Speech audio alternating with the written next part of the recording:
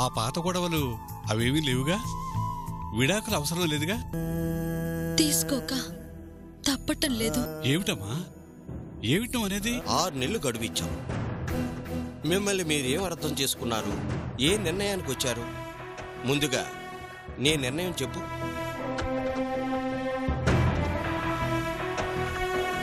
ఆలోచించుకోవడానికే కదా 6 నెలలు గడువు ఇచ్చాం. ఇంకా ఆలోచిస్తున్నావేమిటి?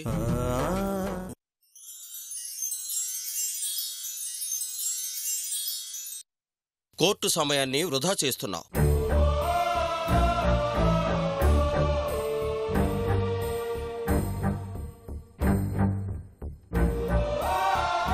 మేం కలిసి బతకలేం, మాకు విడాకులు ఇప్పించండి సార్.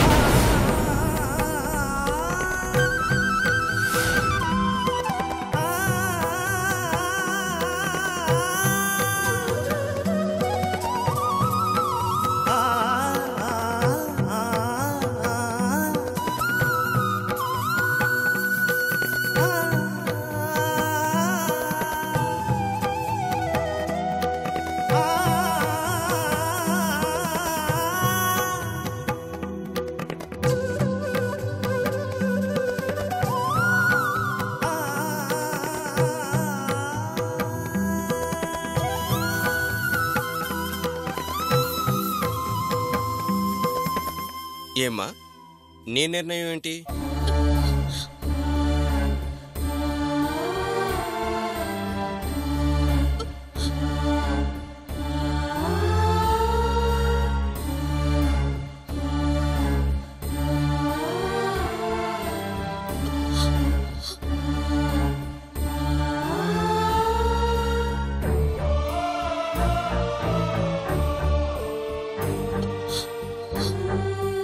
చెప్పమ్మా, విడాకులు కావాలా వద్దా? ఆయన నిర్ణయమే నా నిర్ణయం.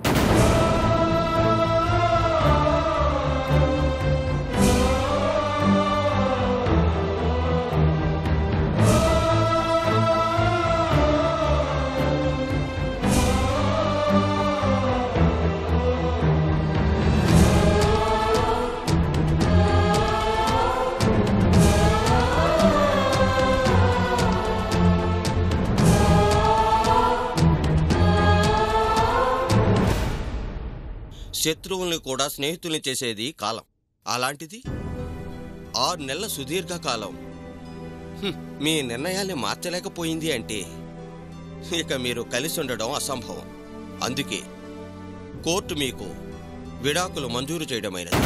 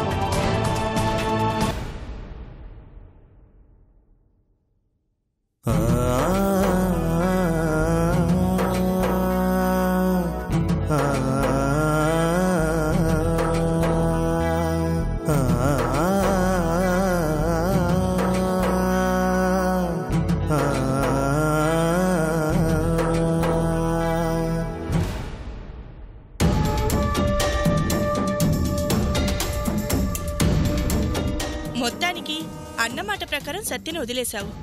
అదే చేత్తో దగ్గరుండి మా పెళ్లి కూడా చేసేస్తే మరీ సంతోషంగా ఉంటుంది.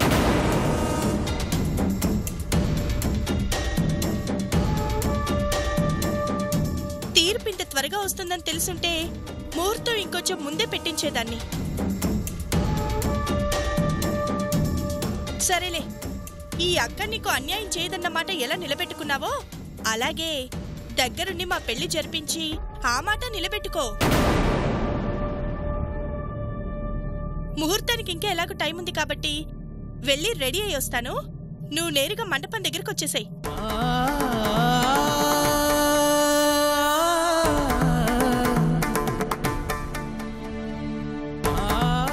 పద సత్య.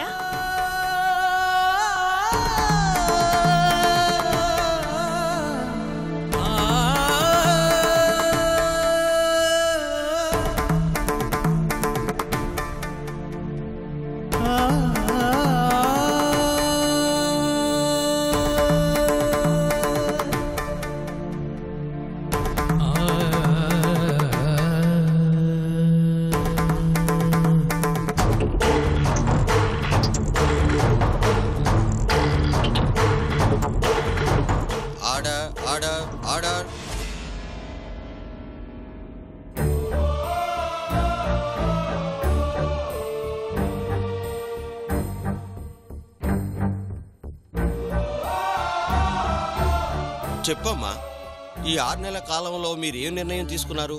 విడాకులు కావాలా వద్దా?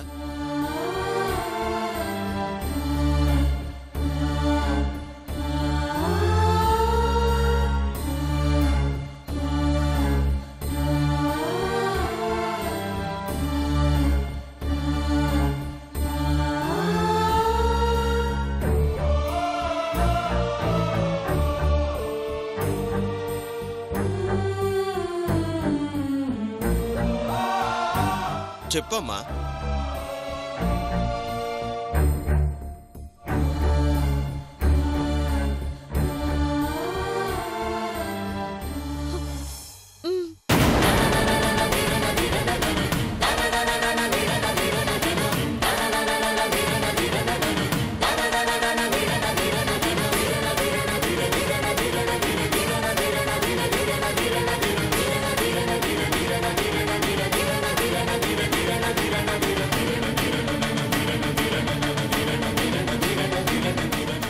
నీ భార్య విడాకులు కావలసిందే అంటుంది.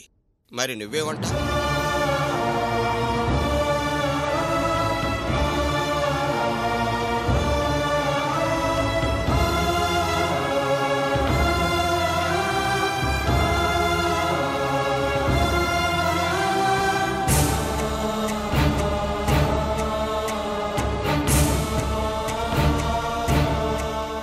చెప్పు, నీ నిర్ణయం ఏంటి?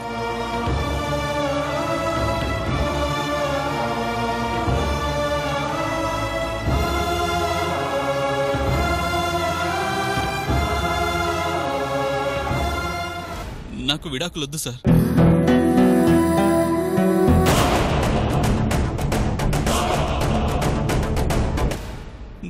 నా భార్య నాకు కావాలి.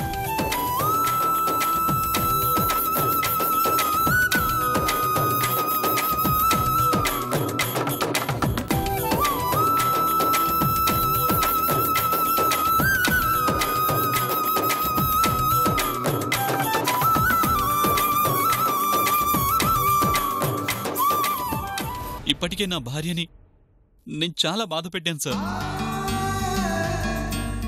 న్యాయం చేయడం అంటే చేసిన తప్పుని సరిదిద్దుకునే అవకాశాన్ని ఇవ్వడం సార్.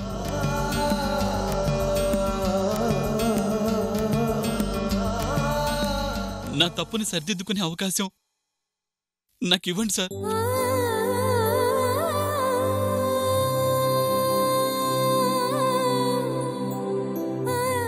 Please please sir.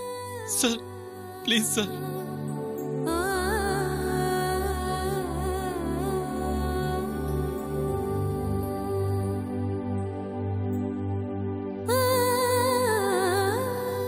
ఏమ్మా, 6 నెలలు గడువిచ్చినా అతని మనసు మారలేదు. నీ మనసు మారలేదా?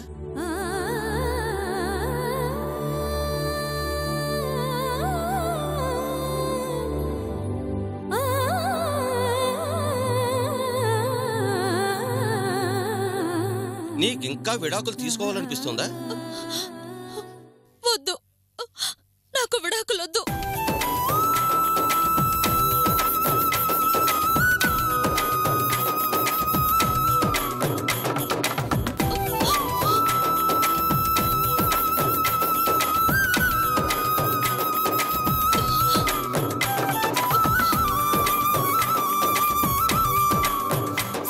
Thank you Savitri. తెలియక ఆయన మంచితనాన్ని అర్థం కాక దూరం చేసుకుంది చాలు సార్. ఇక దూరమయ్యే శక్తి నాకు లేదు. కలిసే ఉంటాం. ఈ జన్మకే కాదు, 10 జన్మలైనా మేము కలిసే ఉంటాం సార్.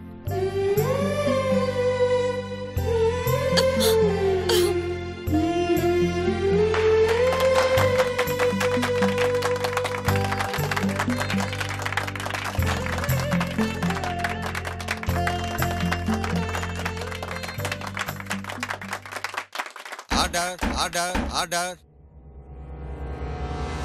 ఇరువురు కలిసి జీవించాలన్న వారి నిర్ణయాన్ని కోర్టు వారు అభినందిస్తూ వారి విడాకుల పిటిషన్ని కొట్టివేయడమైనది.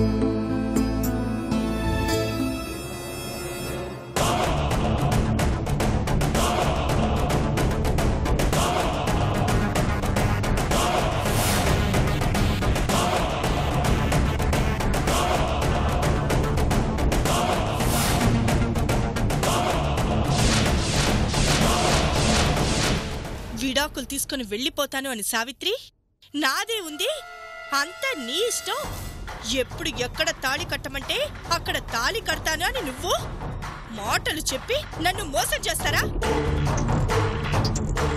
విడాకులు వద్దనుకొని మీ పాటికి మీరు కలిసిపోతే నా పరిస్థితి ఏంటి? నేను నా కడుపులో బిడ్డ ఏం కావాలి? మాట్లాడు సత్య. నీ వల్ల నాశనం అయిపోయిన నా జీవితానికి న్యాయం చేయకుండా నీ దారి నువ్వు చూసుకుంటావా? నలుగురికి తెలియకుండా జరిగిపోయిన తప్పే కదా అని నీ స్వార్థం నువ్వు చూసుకుంటే ఈ తప్పు రేపు నలుగురికి తెలుస్తుంది. అప్పుడు జనం మధ్య నేను ఎలా తిరగాలి? ఈ తప్పుకి కారణం ఎవరంటే ఏం చెప్పాలి? నీ మౌనం నాకు సమాధానం కాదు సత్య. నాకింత అన్యాయం చేసి నీ భార్యతో నువ్వు ఆనందంగా ఉంటే ఏడుస్తూ ఒక పక్కన పడుండే క్యారెక్టర్ కాదు నాది. ఏం చేస్తావు? ఏం చేస్తానా? తాగిన మత్తులో నన్ను పాడు చేసి నా జీవితాన్ని నాశనం చేశాడు, నన్ను తల్లించేసి పెళ్లి చేసుకుంటానని మోసం చేశాడు అని పోలీస్ కంప్లైంట్ ఇచ్చాననుకో. మంచి నిర్ణయం. వెంటనే వెళ్ళి ఆ పని చెయ్యి.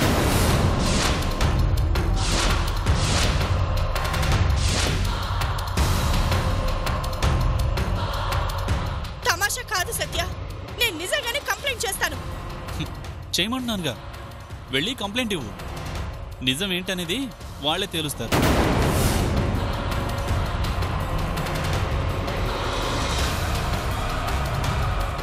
స్టేషన్కి వెళ్ళేటప్పుడు నీ జీవితాన్ని నాశనం చేశానని చెప్పడానికి ప్రత్యక్ష సాక్షి ఉందిగా, తనని కూడా తీసుకెళ్ళు.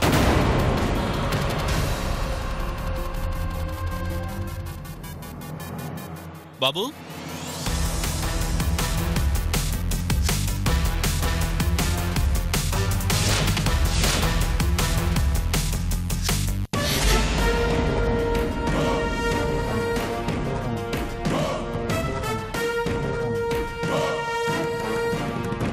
ఏంటిది?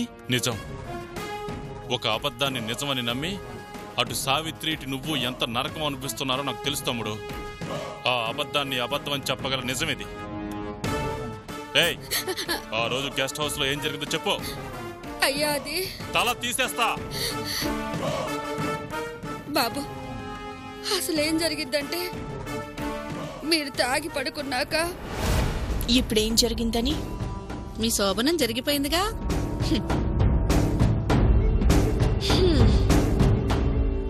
శోభనమా పాడా? రాత్రి అసలేం జరగలేదు. జరిగినట్లు నమ్మించానంతే. మరి అబ్బాయి గారు మీకు దక్కాలి అంటే ఒకటి కావాల్సిందే అన్నారు. ఇప్పుడు ఏం జరగలేదు కదా, మరెలాగమ్మా? ఏం జరగాల్సిన పని లేదు. తన వల్ల నా జీవితం నాశనం అయిందని నమ్మాడు చూడు, ఆ నమ్మకం చాలు నాకు సత్యని నా వాణ్ణి చేసుకోవడానికి.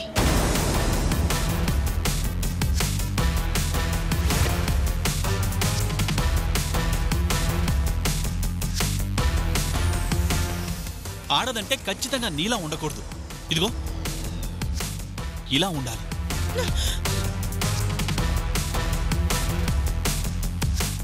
ప్రేమన్నావు, కాదన్నాను.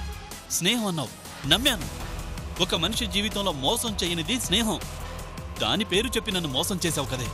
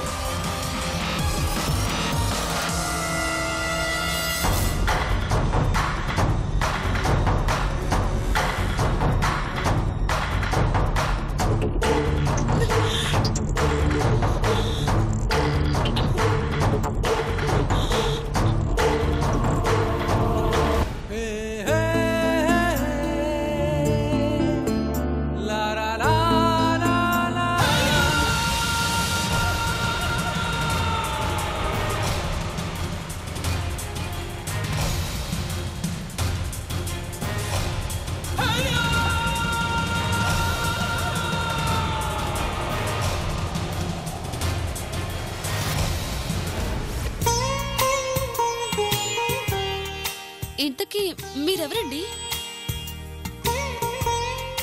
నా పేరు చంద్రశేఖర్. ఈ ఊరికి కొత్తగా వచ్చిన గవర్నమెంట్ డాక్టర్ని. నన్ను అడగకుండా చూసిన సంబంధం నాకెలా నచ్చుతుంది? అదే చెప్పండి. ఈరోజు మీ ఇష్టాన్ని గౌరవించకపోయినా మీకు ఇష్టం లేకుండా పెళ్ళి అయితే చేయలేరు కదా. సో టెన్షన్ పడకుండా కూల్గా ఉండండి. ఆకలితో ఉన్న మీలాంటి పేదవాళ్ళకి సహాయం చేయడానికి నేను ఈ మెడికల్ క్యాంప్ నడుపుతున్నాను. ఇది దానం కాదు, సహాయం. తీసుకోండి. చిన్నప్పటి నుంచి చిన్నపిల్ల అంటూ నా ఇష్టం అంటూ ఏదో లేకుండా పోయింది. జీవితంలో పెళ్లి మాత్రం నా ఇష్ట ప్రకారమే చేసుకుంటాను. అది మిమ్మల్నే చేసుకుంటాను. నేనొస్తే సరిపోతుందా? ఇది తీసుకురావద్దు.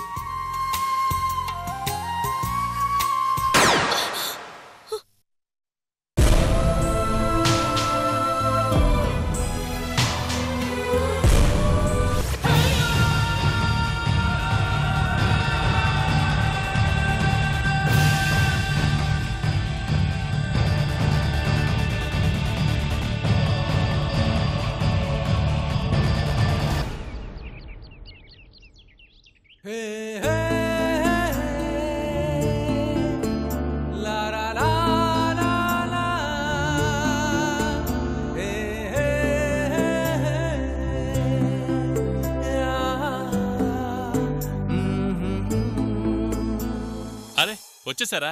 ఏంటి బావ ఇదంతా? ఏదో పండగ అన్నట్లు. నిజంగా పండగే కదా సావిత్రి. అడవుల పాలై అష్టకష్టాలు పడి చివరికి కష్టాలను జయించి రాజ్యంలోకి అడుగుపెట్టిన సీతారాముల్లా ఉన్నారు మీరు. ఒకే ఇంట్లో ఉంటూ కూడా పరాయి వాళ్ళలా బ్రతుకుతూ ఆ ఊర్మిళ మాటల్ని చేష్టల్ని భరిస్తూ ఇద్దరూ ఎంత నరకం అనుభవించుంటారు. అయిపోయింది సావిత్రి. అమావాస్య వెళ్ళిపోయి పౌర్ణమి వచ్చింది. ఇక మీ ఇద్దరికి ఏ అడ్డు లేదు.